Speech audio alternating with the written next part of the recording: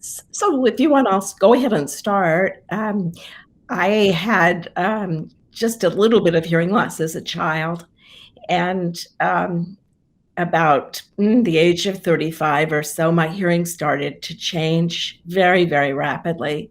And at the time, I was using hearing aids, but they were analog, and it was very difficult to fit me with hearing aids, and I was getting very little benefit from them. In fact, it was quite painful for me to wear them. I had very little hearing after 2000 hertz, but I had been told by the ENT that I went to meet with that I wasn't a candidate until I had no hearing left. And my wonderful internist found a place for me to go to be evaluated. That place was Johns Hopkins. And I ended up with a wonderful physician, John Naparco, who Sigrid also met and had the good fortune to have involved in her hearing loss journey. And so I received my implant in 1992. So I'm a very early adopter of this extraordinary technology. At the same time that I received a CI, I then took the helm of an organization which used to be called SHHH, is now called Hearing Loss Association of America, and have since been involved in a range of different nonprofit and for-profit organizations in the field. And then this is my finest gig that I'm in right now, the American Cochlear Implant Alliance, a new organization that we started to improve access to cochlear implants, to improve the way that people find out about the technology, to encourage research, and to advocate in different ways with the public and private sector to enhance the ability for people to receive an implant and to receive it at the right time. So that's kind of my story. Thanks so much, Donna. That's a beautiful summary in a very short amount of time. That's extremely well done. Sigrid, would you like to summarize your experiences and try to be as brief as Donna?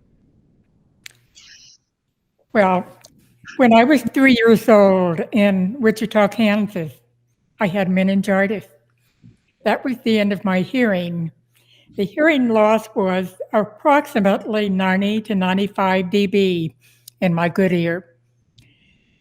I wore a huge body aid and relied almost exclusively on lip reading, and had a normal education and enjoyed life. And then I think about the time I met Donna at SHH.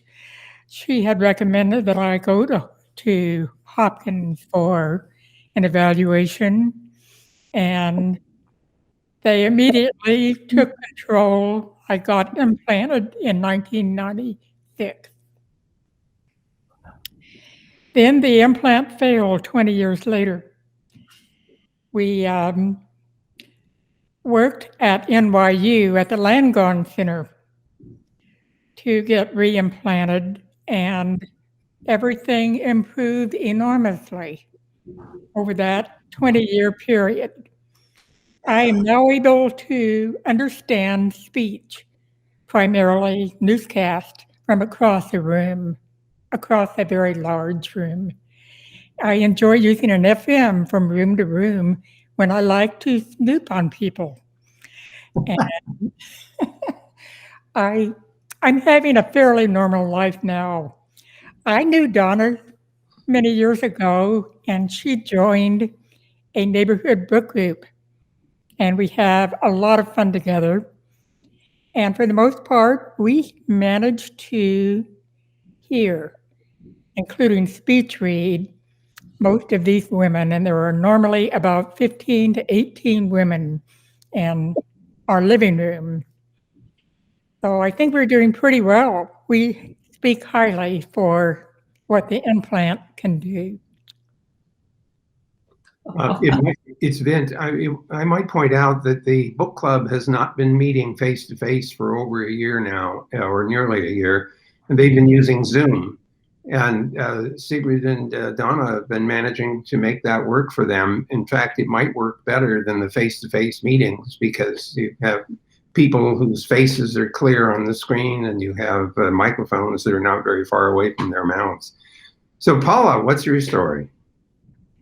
Well, I started losing my hearing when I was a kid. I remember asking my mother what repeatedly when I was a kid, but I had a wrong diagnosis.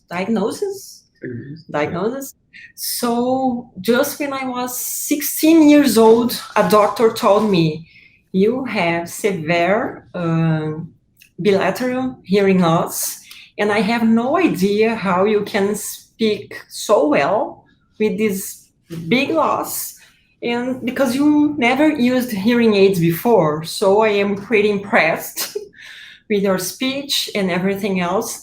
And I remember that day I realized so many things that made sense for me. Like when my teachers say things, I was always searching their lips, and I was always trying to find the best place into the classroom to listen. And going back home, I was always tired because I had to follow people's mouths everywhere. It was awful. Okay, so when I was 30 years old, I was profoundly deaf, and I finally made my first CI. And 1 month later, I met Luciano, and it was super special because I was listening again after 31 years of hearing loss, and then we met and started to do amazing things to make people understand how important hearing rehabilitation is, because I think people don't understand the importance of wearing hearing aids and doing a cochlear implant. And this has changed my life, and this is what I'm doing today.